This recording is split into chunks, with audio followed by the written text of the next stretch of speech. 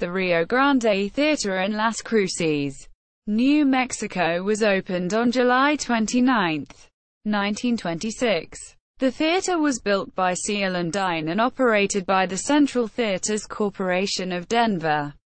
The first movie shown was the silent movie Mare Nostrum, directed by Rex Ingram. The Rio Grande Theatre was bought by Fox West Coast Theaters in October 1929.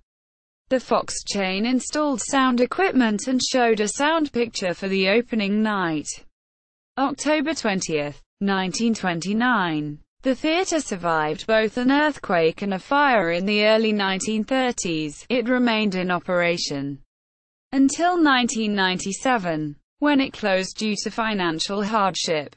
The theater was purchased by the Dona Ana Arts Council and restored, opening again in 2005.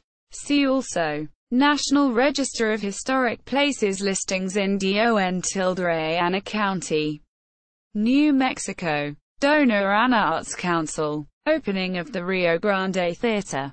Installing sound equipment in the Rio Grande Theatre.